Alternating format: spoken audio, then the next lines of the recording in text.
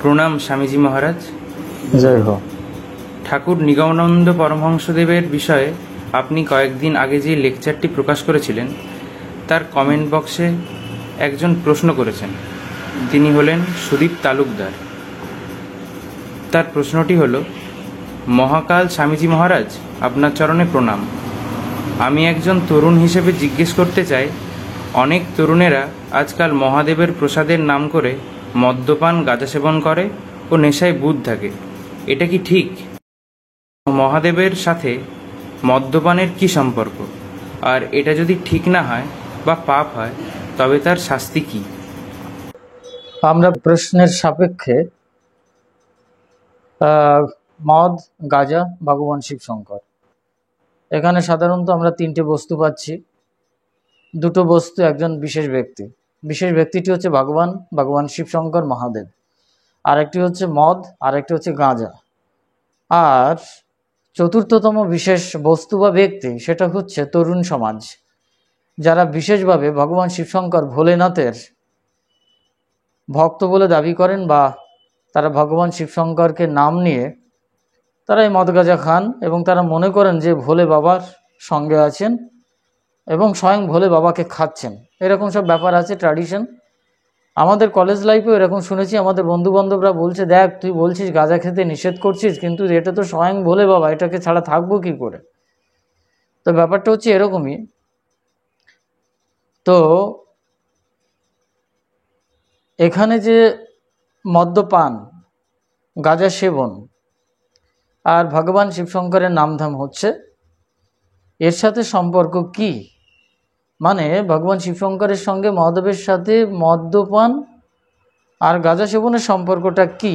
আর এটা গ্রহণ করলে কি কোনো পাপ হয়? আর যদি হয় তাহলে তার শাস্তি কি? এইসব বিশদ ব্যাখ্যা, বিশদ প্রশ্ন। তো প্রথমত আমি বলবো, মদ মেডিকেল সায়েন্সে বা গাঁজা মেডিকেল সায়েন্সে এটাকে নেশা জাতীয় দ্রব্য বলে স্বীকার করেছেন। পাশাপাশি মেডিকেল সায়েন্সে, মেডিকেল রিপোর্টে কোথাও কোথাও তার উপকারিতা স্বীকার করা হয়েছে। মদের উপকারিতা স্বীকার করা হয়েছে, গাঁজার উপকারিতা স্বীকার করা হয়েছে। তার মানে কি খেতেই হবে? ঈশ্বরকে পাওয়ার জন্য এগুলোকে গ্রহণ করবার আবশ্যকতা আছে? দেখুন, ঈশ্বরকে পাওয়ার জন্য বা ভগবান মহাদেবের সঙ্গে সম্পর্ক রাখার জন্যে মদ্যপান বা গাঁজা সেবন করতেই হবে, এই ধরনের কোনো ইতিবাচক কোনো সিদ্ধান্ত শাস্ত্রীয় পরিভাষাতে নেই। তবে তন্ত্রমার্গীয় পরিভাষাতে পঞ্চ মকারের সাধনার কথা বলা আছে: মদ, মাংস, মৎস্য, মুদ্রা এবং মৈথুন। এখন এই পাঁচটা মহাকারের তত্ত্বের কথা ব্যাখ্যা আমি করছি না। আপাতত এই যে মদ্য অর্থাৎ মদ, এখানে গাঁজার উল্লেখ নেই, যদিও নেশাজাতীয় দ্রব্যের ভেতরে মদ এবং গাঁজা একসঙ্গেই পড়ে। তা তন্ত্রশাস্ত্রে মদ্যপানের কথা বলা আছে, সেটা মানে কি বলবো, ড্রপ, পরিমাণটা হচ্ছে ড্রপের কথা বলা হয়েছে, কয়েক ফোঁটা বা 1 ফোঁটা 2 ফোঁটা এরকম। যদি তার অতিরিক্ত কিছু হয়ে যায় তাহলে শাস্ত্র নির্দেশ করছে, তন্ত্রশাস্ত্র স্বয়ং ঘোষণা করেছে যে যদি সামান্য 1 ফোঁটা অতিরিক্ত হয়ে যায় তাহলে সেই তন্ত্র সাধকের জন্যে, ভগবত উপাসকের জন্যে বা ভগবান শিবশঙ্করের যারা চেলা চামুণ্ডা বা সাধনা করেন মদ গাঁজা খেয়ে, তাদেরকে কিন্তু অবসম্ভাবী চরম অধপতনের কথা বলা হয়েছে তাদের জন্যে। এবং বিষ্ঠাকৃমি, নরকগামী বিভিন্ন ধরনের বর্ণনার কথা বলা হয়েছে। কিন্তু আমি বিজ্ঞানসম্মত উপায় বলবো যে মাত্রা রেখে যাত্রা করার কথা, অর্থাৎ খাওয়ার কথা। যেটুকু খেলে আমার শরীরের উপকার হবে ততটুকু মেডিকেল সায়েন্স রিপোর্টকে মেনে খেতে হবে। যদি এরকম হয় যে আমার শরীরে এটা সাইড এফেক্ট হয়ে যাবে তাহলে নিষিদ্ধ। আমি কি জানি যারা শিবভক্ত আছেন তারা মদ গাঁজা খান, তারা কি জানেন যে এই খাওয়ার সঙ্গে সঙ্গে কি খাওয়াটা আর বিদেহ আর বিদেহ নয়, কোনটা বিধানসম্মত? জানেন কি মশলা জাতীয় দ্রব্য খাওয়া নিষিদ্ধ, প্রচণ্ড স্পাইসি জাতীয় মাছ, মাংস এই সমস্ত খাওয়া নিষিদ্ধ। এই অতিরিক্ত মদ্যপানের সঙ্গে, যা প্রচণ্ড ক্ষতি করে দিতে পারে, হার্টের ক্ষতি করে দিতে পারে, স্ট্রোক হয়ে যেতে পারে, মারাত্মক ধরনের সমস্যা হতে পারে। আবার যদি মাত্রা রেখে, ডক্টর বলছেন মাত্রা রেখে যদি খাওয়া যায় তাহলে শরীরে অনেক উপকার হতে পারে, হার্ট থেকে শুরু করে, এবং চর্বি জমতে পারে না, এরকম সব বিভিন্ন রকমের কিছু বলা আছে। কিন্তু তাৎপর্য হচ্ছে মহাদেবের সাথে মহৎ গাজার সম্পর্কটা কি, বা ভগবান মহাদেবকে প্রাপ্তির সম্পর্কটা কি? না, মহাদেবকে প্রাপ্তির কোনো সম্পর্ক এখানে নেই। ডিরেক্ট যদি তাই হতো তাহলে সাধন, তপস্যা, যোগচর্চা এগুলো সব ভুলে গিয়ে 24 ঘন্টা মদ আর গাঁজা খেয়ে ভগবান শিবশঙ্করকে পাওয়া যেত, কিন্তু সেটা হয় না। এ ধরনের কিছু পরিকল্পিত, যারা নেশা আসক্ত হয়ে আছে, যারা নিজের ইন্দ্রিয়কে নিয়ন্ত্রণ করতে পারে না, তারা এই মদ গাঁজা সেবন করেন, পান করেন। মাঝখানে ভগবান শিবশঙ্করকে বসিয়ে দিয়ে, তার নামকে বসিয়ে দিয়ে সার্টিফাই করার চেষ্টা করছেন, না আমরা ভগবানের নামে খাচ্ছি, এটা সাধুবাদ, এটা পবিত্র জিনিস। না, এর সাথে কোনো সম্পর্ক নেই। ভগবান শিবশঙ্কর মহাদেবের সাথে মদ গাজার কোনো সম্পর্ক নেই। এবার আমি নিশ্চিত বলেছি যে এখানে অপরাধ তার কিন্তু আছে, শাস্তি স্বরূপও বলেছি তার কোথায় গমন করতে হবে এবং কিভাবে সে কতটুকু দোষারোপিত হচ্ছে, তন্ত্রশাস্ত্র তা ঘোষণা করেছে, আপনারা পর্যবেক্ষণ করলে দেখতে পারবেন। এবার মূল বক্তব্যটা হচ্ছে যে আসলে ভগবান শিবশঙ্কর কি গাঁজা খেতেন, কোনো নেশাজাতীয় দ্রব্য খেতেন, কোনো রস খেতেন? অনেক দেবতারা দেখতে পাই, শুনতে পাই সুরাপান করেন। এই বিষয় নিয়ে অনেক বিতর্ক আছে। এগুলো যারা গ্রহণ করছেন, যে সমস্ত দেবতাগণ তথা ভগবান শিবশঙ্কর, তো অন্য দেবতাদের প্রসঙ্গ তো আমি একটুখানি বলে যাচ্ছি, সেটা হচ্ছে আয়ুর্বেদিক প্রোডাক্ট নাম্বার 1, আর নাম্বার 2 হচ্ছে প্রচণ্ড তপশ্চর্যার ফলে, মানে সাধনার ফলে আমাদের মস্তিষ্ক থেকে নির্গত হয় এক অমৃত রস। সেই অমৃত রসধারা, প্রেমামৃত পান করেন সাধক যোগী নিজেই। ওটাই হচ্ছে ভগবত অমৃত সুধা, যা পান করলে সত্যি সত্যি আমরা দেবত্ব লাভ করতে পারি। আমাদের জরাব্যাধি মৃত্যুকে অতিক্রম করে আমরা সঠিক দেবত্ব বা ঈশ্বরত্ব লাভ করতে পারি, তথা শিবত্বকে লাভ করতে পারি, তথা শিবকে পেতে পারি। সেটা অন্য প্রসঙ্গ। সেই জন্যে আমাদের মস্তিষ্কের একটা কথা বলবো, যোগমার্গীয় একটা ব্যাখ্যা বলবো। সেটা হচ্ছে আমাদের যোগশাস্ত্রে শরীরতন্ত্রের ভেতরে অনেক চক্রের কথা বলেছে। আমি বুকে হাত দিয়ে আছি, এটাকে অনাহত চক্র বলে। নিচের দিকের কথা আর বলছি না। এই কণ্ঠে বা গলায় হাত দিয়ে আছি, এটাকে বিশুদ্ধ চক্র বলে। তার উপরে হচ্ছে এই আজ্ঞাচক্র, যেখানে দেখতে পাচ্ছেন, এটাকে আজ্ঞাচক্র বলে, দ্বিদল নেত্রের মাঝখানে। এর উপরের আরেকটি চক্র আছে যার নাম বিদ্যাচক্র বা কূটস্থ। এটা আজ্ঞাচক্র, এটা বিদ্যাচক্র, কূটস্থ, যেখানে আমাদের আত্মস্বরূপত্ব লুক্কায়িত আছে, যেটাকে যোগীগণ দর্শন করেন।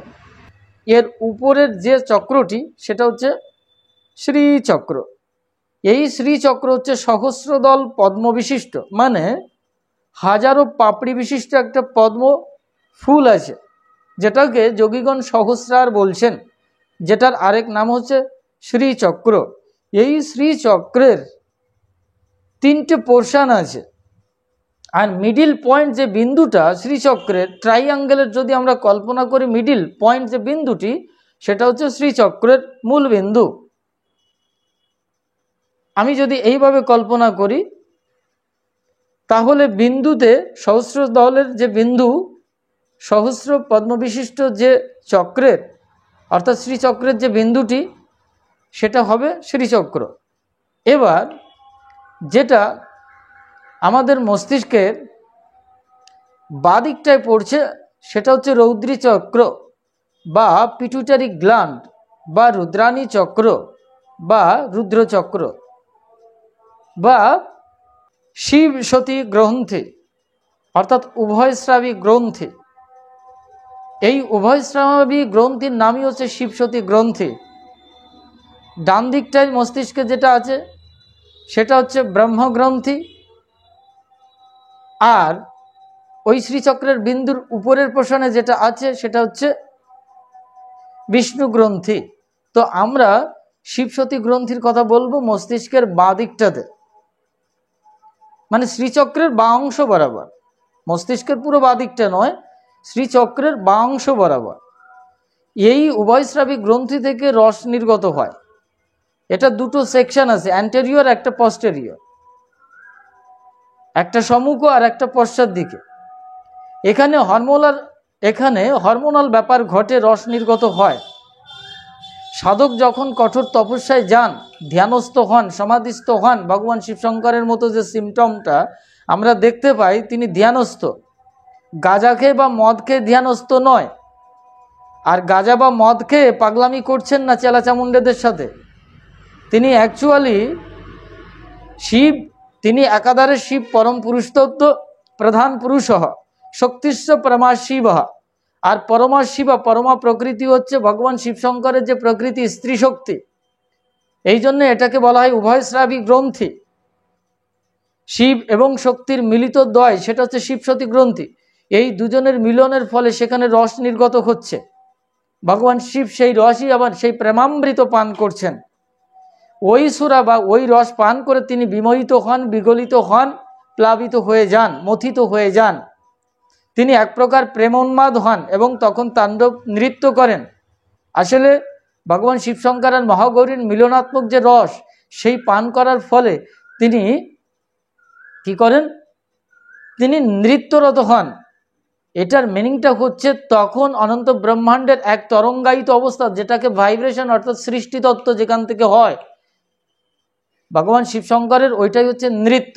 এই জন্যে মহাদেব ভগবান শিবশঙ্করকে প্রাপ্তির সঙ্গে মদ গাজার কোনো বিশেষত্ব নেই, কোনো সম্পর্ক নেই। এই জন্যে তথাকথিত প্রচলিত শৈব সমাজের কিছু কিছু সাধারণ পাবলিক যারা মদ গাজা খান এবং ভগবান শিবশঙ্করকে নাম করেন জয় ভোলে, আর গাজার টান দেন হরদম, বোম বলে, মারোদম।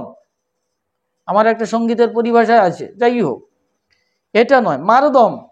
দমের কাজ করুন, প্রাণায়ামের কাজ করুন, যোগের কাজ করুন, তখন সেই অমৃত রসদ্বারা খরিত হতে পারে।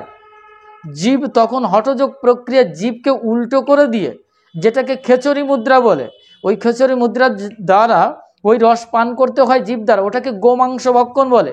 গো মানে জীব, আর ওই মাংস অর্থাৎ গো মাংস। আর এই জীবের প্রক্রিয়ার দ্বারা তখন ওই রস নির্গত হওয়ার ফলে এটাকে ভক্ষণ করেন বা সেবন করেন। তখন সাধক কি হন, তখন তিনি শিবত্বের যে রসধারা সেটা পান করেন, ফলে তিনি শিবত্ব লাভ করেন। একটা পর্যায়ে তিনি কি হয়ে যান, চূড়ান্ত সাধনার ফলে তিনি শিব হয়ে যান, পরম শিবত্ব লাভ করেন। তখন তার জীবত্ব থাকে না, তখন মদ গাজা এটা খাওয়া, লণ্ডভণ্ডগিরি করা, এই সমস্ত কিছুই থাকে না, ভণ্ডামি থাকে না। সত্যি কথা বলতে যারা এটাকে গ্রহণ করছেন, আমি বলবো ভগবান শিবশঙ্করের সাথে কোনো প্রাপ্তির সম্পর্ক নেই। আপনি শরীরকে সুস্থ রাখার জন্য মিনিমাইজ করে যতটুকু মেডিকেল সায়েন্সে রিপোর্ট করা আছে ততটুকুই খেতে পারেন, সেটুকু খেয়ে যদি ভগবান শিবশঙ্করের নাম করেন বেটার। বাট এর বাইরে যদি এক ফোঁটা অতিরিক্ত হয়ে যায়, তন্ত্রশাস্ত্র ভালো করে মনে রাখুন, যারা এই মদ গাঁজা খান তাদের জন্য বারবার বলছি, তন্ত্র মার্গে হোক আর শৈব সম্প্রদায়ের হোক, পরিষ্কার তন্ত্রশাস্ত্র ঘাটাঘাটি করুন, শৈব শাস্ত্র ঘাটাঘাটি করুন, পৌরাণিক শাস্ত্র ঘাটাঘাটি করুন। সেখানে পরিষ্কার রূপে বলা আছে, এক ফোঁটা মদ যদি বেশি হয়ে যায় তাহলে কিন্তু সেই তন্ত্র সাধকের কিন্তু চরম অধঃপতন, এবং সে কোথার থেকে কোথায় যাবে তার কোনো ঠিক ঠিকানা, কোন জন্ম মুক্ত হবে এর কোনো ঠিক ঠিকানা নেই। অর্থাৎ ব্যভিচার, অধর্মাচার শাস্ত্রে কোথাও কোনোভাবে সাপোর্ট করেনি, স্বীকৃতি প্রদান করেনি। ভগবান শিবশঙ্করের মূল স্বরূপ হচ্ছে সত্যগুণের প্রতীক। ওম ত্রয়ম্বকম যজামহে সুগন্ধিম পুষ্টি বর্ধমানম। যারা এই মহামৃত্যুঞ্জয়ী মন্ত্র জানেন, এই যে সুগন্ধ, এই সুগন্ধি এটা কি জিনিস, সেটা একমাত্র উৎকৃষ্ট মহাযোগী শৈব সাধকগণ জানেন, মদ গাঁজাখোর জানেন না। ফলে যারা এই মদ গাঁজা খান তারা সতর্ক হয়ে যান, এটা আর খাবেন না। এতে কখনো ভগবান শিবশঙ্কর সন্তুষ্ট হন না। এতে আপনার মানসিক বিকারের স্বাভাবিক একটা অবস্থায় নেশা আসক্ত হয়ে অত ঘুমিয়ে পড়েন, কিছুটা সময় শান্ত থাকেন, এইটুকুই হতে পারে। কিন্তু আপনার ইন্দ্রিয় কখনোই কোনো প্রক্রিয়াতেই এই প্রবৃত্তি শান্ত হচ্ছে না। ফলে অশান্ত চিত্তে, অশান্ত প্রবৃত্তিতে ঈশ্বর প্রাপ্তির কোনো সম্ভাবনাই নেই। যেখানেই যান আপনাকে শান্ত হতে হবে, অর্থাৎ সমাহিত হতে হবে। বৈষ্ণব শাস্ত্র সেই কথা বলেছে, সংকীর্তনাদেব রাধাকৃষ্ণ প্রসিদ্ধতি। এই সংকীর্তন অর্থাৎ নৃত্যরত যে নামকীর্তন, সেটা অন্য বিষয়বস্তু, সেটা পুরুষ কৃষ্ণ আর প্রকৃতি রাধা এর সাথে মিলনাত্মক অবস্থায় যে প্রসাদ তৈরি হয়, ওই প্রসাদ গ্রহণ করেন, তার নাম প্রেম রস, রাসরস, যেটা রাস উল্লাসতন্ত্র। তখন কৃষ্ণ কি করেন? মোহিত হয়ে যান, রাধারানী মোহিত হয়ে যান নিজের সাথে নিজের রমণ করে। আসলে প্রকৃতি এবং পুরুষ সত্তার সাথে যে অতীন্দ্রিয় সত্তায় রমণাত্মক যে রস, ওটার নামই হচ্ছে মদ্য। ওই মদ্য পান করেন, ওই সুরা অমৃত পান করেন যোগীগণ। এই জন্য রামপ্রসাদের পরিভাষাতেও বলা আছে, আমি সুরাপান করি নে মা, সুরাপান করি নে মা। মদ মাতালে মাতাল বলে, আমি সুরাপান করি নে, কিন্তু মদ মাতাল যারা তারা আমাকে মাতাল বলছে। অ্যাকচুয়ালি আমি মায়ের নামে, মা কালীর নামে সুরা অমৃত পান করি, মায়ের নামের সোদামৃত পান করি, সুরা পান করি নে মা, বলা আছে না? গানটা ভালো করে শুনবেন। এখন মায়ের গান করলাম আর মায়ের গান শুনলাম আর রামপ্রসাদের গান শুনলাম আর শিবের নাম করলাম আর মদ গাজার পিণ্ডি চটকে গিয়ে আমার লিভারের পিণ্ডিটা চটকে দিলাম, হার্টের পিণ্ডি চটকে দিলাম, সমস্ত জায়গায় স্ট্রোকের পিণ্ডি চটকে দিলাম, সেখানে ভগবান শিবশঙ্করের প্রাপ্তি হতে পারে? হতে পারে না। সুতরাং ভগবান শিবশঙ্করের প্রাপ্তির সঙ্গে মদ গাজার কোনো সম্পর্ক নেই, বরং আপনাকে শাস্তি পেতে হবে না। এখানে বিতর্কিত একটা কথা আছে, ভগবান শিবশঙ্কর কি আমাদেরকে শাস্তি প্রদান করবেন মদ গাজা খাওয়ার সঙ্গে? দেখুন, ভগবান নিষ্ক্রিয় পরব্রহ্ম শিবশঙ্কর, তার সুখ দুঃখ বোধ নেই, কিন্তু যখন পরাপ্রকৃতিতে যখন তিনি জড় প্রকৃতির সত্তা রূপ লাভ করেন অর্থাৎ ক্রিয়াশীল হন, তখন প্রত্যেক বস্তুর ভেতরে সেই শক্তি নিহিত থাকে। সেই শক্তি গ্রহণের তারতম্য অনুসারে আপনার শারীরিকভাবে, মানসিক পর্যায়ে এবং জৈবিক জীবনে তার তারতম্যতার রেজাল্ট বা পরিণতি আসে। সেটা ভালো হতে পারে, মন্দ হতে পারে, সেটা স্বয়ং শিবশঙ্কর আপনাকে প্রদান করছেন এরকম না। ওটা আপনার গ্রহণের মাত্রার উপরে ডিপেন্ড করবে, আপনি কতটুকু শাস্তি পাচ্ছেন না পাচ্ছেন। তবে শাস্ত্রে পৌরাণিক তত্ত্বে নরকগামী হওয়ার কথা বলেছে, তারপরে অধঃপতনের কথা বলেছে। এটা আসলে আপনার জীবনের যে প্রকৃত সত্যতার যে রূপান্তর হওয়ার কথা ছিল, প্রকৃত সত্যতার যে রূপান্তর হওয়ার কথা ছিল, সেটা হচ্ছে না, সেখানে অন্তরায় হচ্ছে, বাধা প্রাপ্তি হচ্ছে। এটাই আপনার নরকগামী, এটাই আপনার শাস্তি হওয়ার একটা যোগ্যতম স্থান, সেটাকে কল্পনা করা হয়েছে। কিন্তু মূলত পক্ষে পৌরাণিক শাস্ত্রে যে শাস্তির কথা বলা হয়েছে সেটাও কিন্তু এক দৃষ্টিকোণ থেকে সত্য, কারণ বিভিন্ন লোক আছে। অনেকে বলেন যে এইসব কিছুই নেই। যদি আমরা ব্রহ্মাণ্ডের সৌরজগৎকে স্বীকার করি, গ্যালাক্সিকে স্বীকার করি, পৃথিবীকে স্বীকার করি, অন্যান্য গ্রহকে স্বীকার করি, তাহলে কেন স্বর্গলোক থাকবে না, কেন নরকলোক থাকবে না?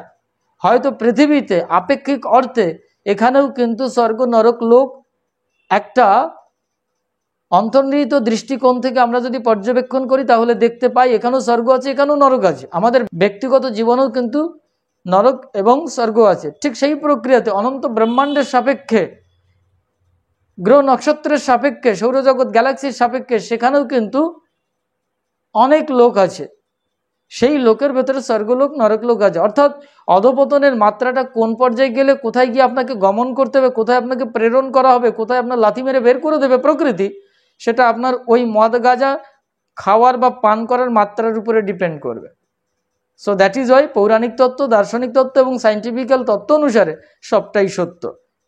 অর্থাৎ আমরা এক বাক্যে বলতে পারবো যে মদ গাঁজা খাওয়ার সঙ্গে বা সেবন বা পান করবার সঙ্গে ভগবান শিবশঙ্কর মহাদেবের প্রাপ্তির কোনো সম্পর্ক নেই, এটা অকাট্য সত্য।